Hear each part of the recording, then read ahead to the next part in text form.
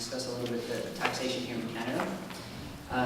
Being the last presenter, I'm entirely aware that one, I don't have a nice accent to keep you engaged, and two, I'm the only thing keeping you from your cozy bed sheets on a cold January night. So we'll do this quickly, and we'll have a nice overview of the Canada-Greece tax treaty, because as Irene just explained, based on property, or ownership, or residency, you can end up being in a position where you'll be taxed both in Canada and in Greece. So she expressed that as double taxation. So how do countries deal with that? So there's a treaty between Canada and Greece, and Canada has several of those treaties.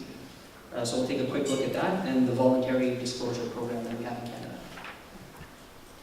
So we'll have a quick look at the purpose and background of treaties, how Canadian tax rules without a tax treaty apply, the Greek tax rules, and the key elements of the Canada-Greece tax treaty. So again, the purpose of a tax treaty is to avoid first double taxation. So in these circumstances, they don't want citizens or residents ending up with the short end of the stick, where they can pay taxes in both countries. So they've come to agreements where certain elements will be taxed in some jurisdictions, and other jurisdictions based on residency will grant credits for taxes that are paid abroad.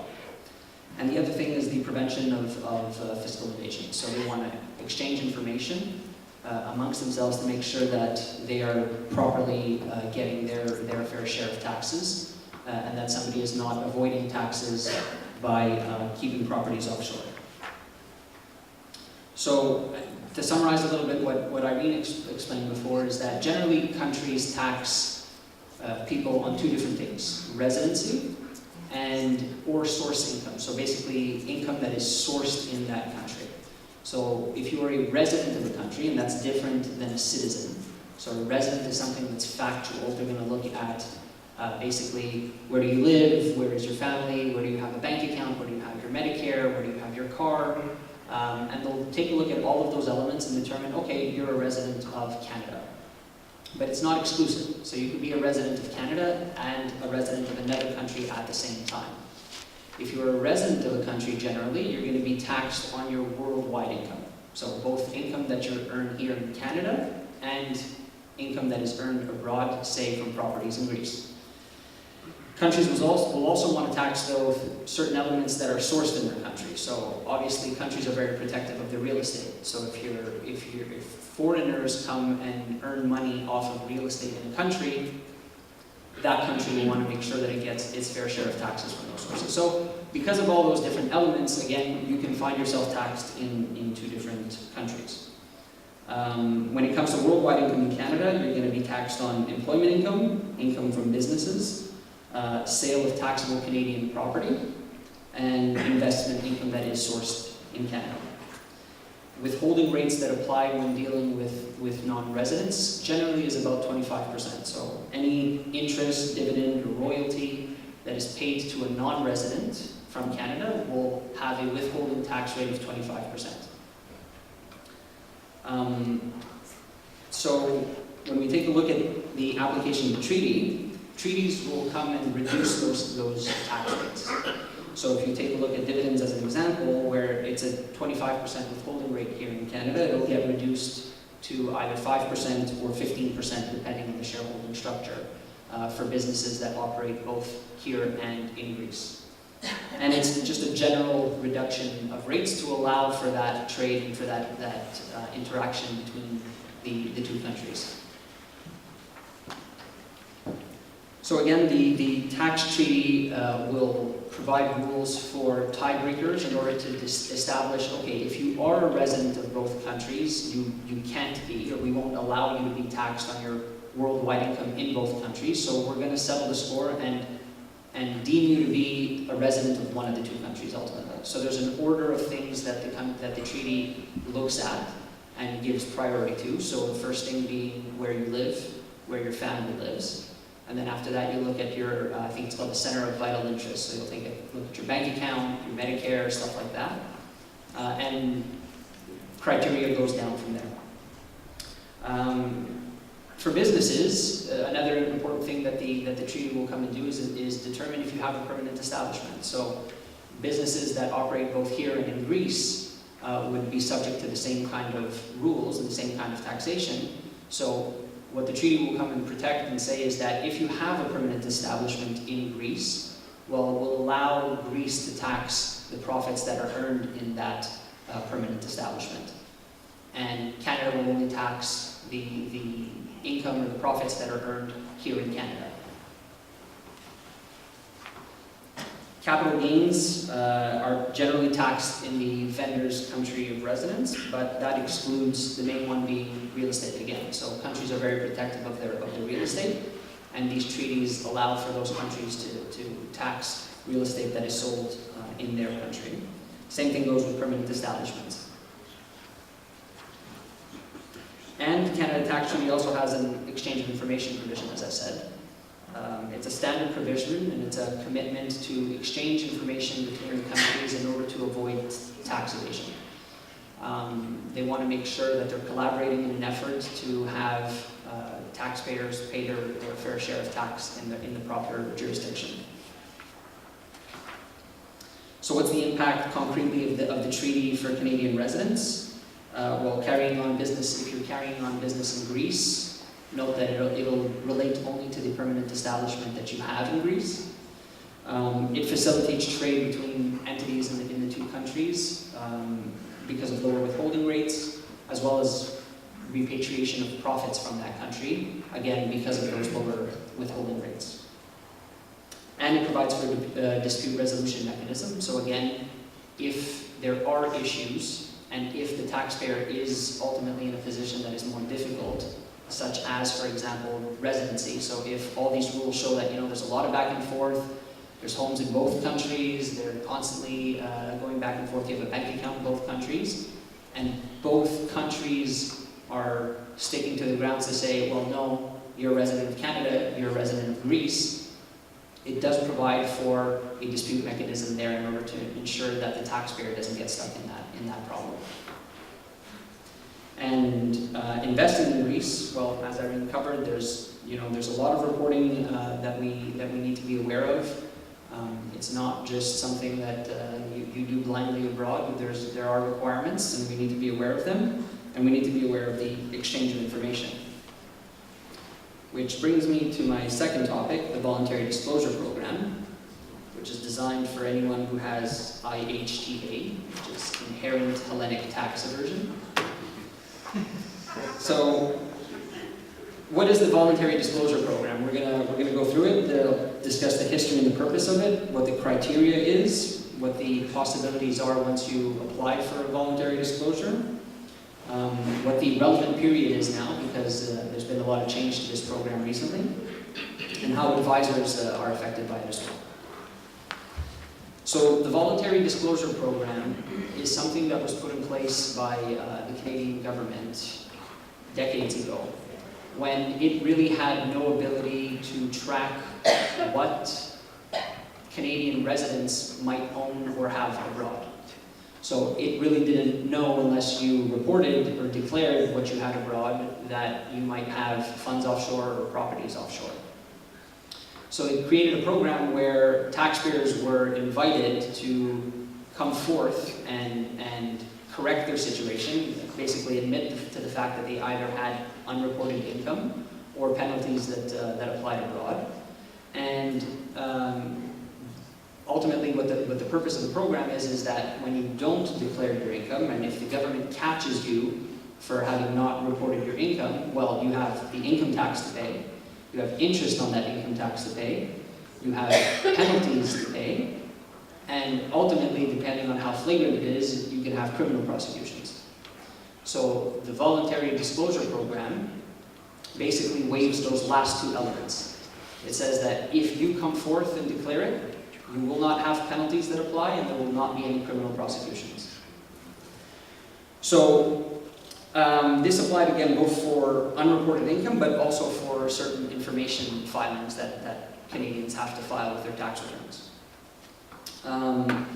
The power at the time was all in taxpayers' hands again, because the government had no information. But with the advancement of technology, and most importantly in 2014 with the Common Reporting Standard automatic exchange of information between countries, the program was changed drastically because the power started to shift towards the taxation authorities. So they now have an ability, because countries have committed to exchange this information amongst themselves, they now have that ability to gather that information by themselves.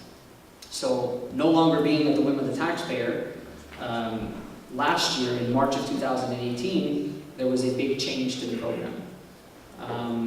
Initially, when we'll go through them a little later on, but initially the program was anonymous. The way it worked was that you filed an application, you described your fact pattern, you said, I'm Mr. X, here's what I have, here's money that I took offshore, it's been sitting in Greece, it's been earning interest, I've not reported income on it over the last 15, 20 years, I'd like to bring the money back, and I'd like to pay my taxes.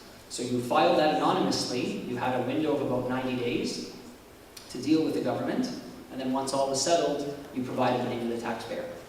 That is no longer applicable, so you cannot make an anonymous application anymore. You must provide the name from the get-go.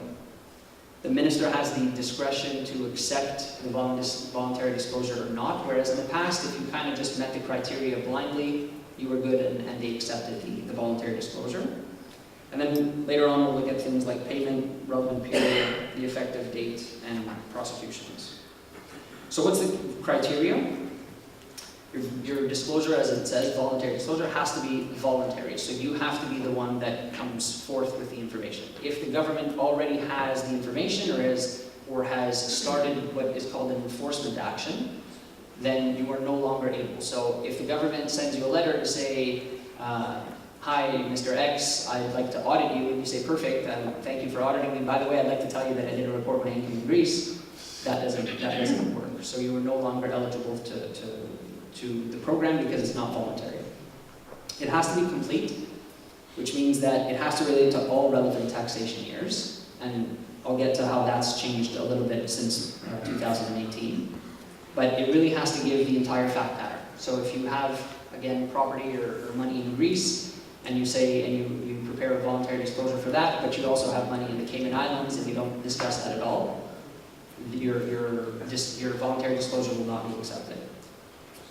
It has to relate to penalties. So again, the purpose was not to give you a break on taxes, it's to give you a break on penalties. So if penalties are not applicable, you can't apply to the program. It has to be at least 1 year past due. You have one lifetime voluntary disclosure, so you can't do this on several occasions, you can only do this once. And one major new change to the criteria is the payment is due at the time of the application.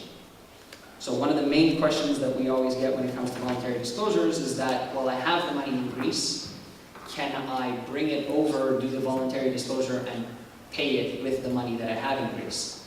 So that was a possibility in the past because you would provide the information and negotiate and get to a certain point, and your voluntary disclosure was effective from the moment that you filed your anonymous application.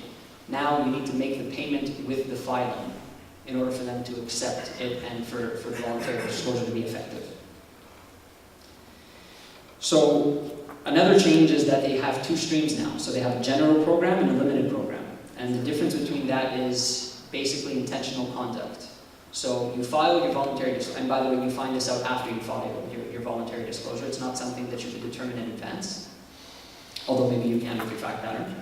And it's basically intentional conduct. So if you had the intention to avoid taxes, if you really took it, and things that they'll look at for that is whether you made concrete efforts, what the dollar amounts involved were, how many years, the sophistication of the taxpayer.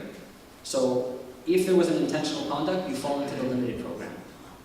And what's the difference? Well, the general program, so there's no criminal prosecution, all penalties are waived, interest is reduced for prescribed years up to 10 years, but full interest is charged for the 3 most recent years, which are generally not prescribed.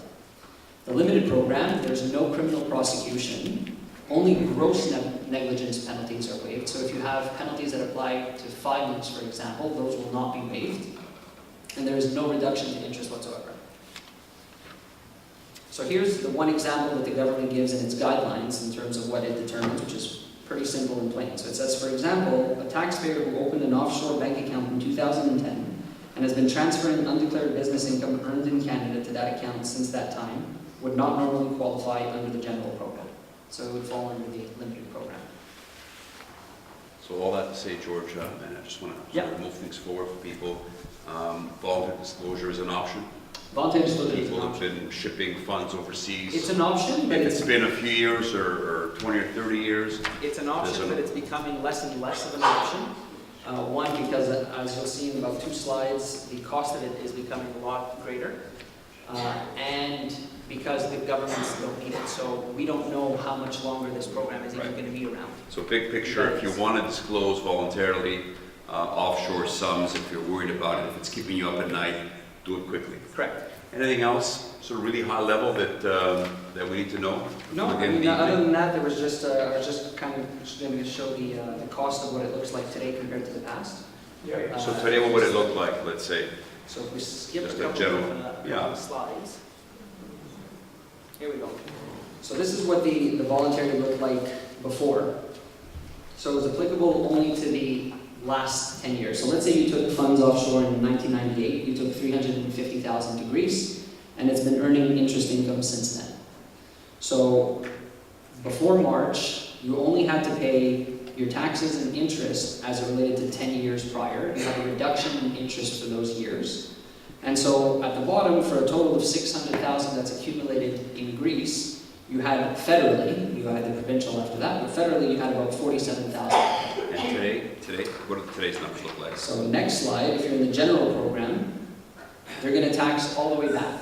So they're going to look at all relevant years, which means that on the 600,000, you'll get down to 360,000 federally, provincial to tack on as well. So there won't be anything left. And if you fall into the limited program, where you don't even have certain penalties waived and the interest is at the highest point, on the 600,000, you'll pay the federal government 570,000, and you'll have more to pay the provincial government. So that's the natural reaction, and I think everybody looks at this and says, well, you know, what's the point? And a lot of people have said that, and applications to the voluntary disclosure program have dropped drastically. But the one thing to keep in mind when looking at that is, again, criminal prosecutions and penalties, which will continue to accumulate, which will get worse. The government has drastically increased the number of people that are hired to their criminal tax department. Things that never had gone, that we had never seen as being prosecuted criminally, is starting to get prosecuted criminally. And again, the window is closing because the government is getting this information more and more. So depending on the amounts, depending on the nature of what you have, it would be worthwhile to look at it and see if you want to do a voluntary disclosure before the program expires. And George is around to let you know what that might cost you in terms of doing it. But I think the big takeaway from George's presentation is that the golden age of voluntary disclosure is coming to an end. Yeah. And if there are considerable sums out there, obviously, they have to be big sums, and they have to be clearly with the intent of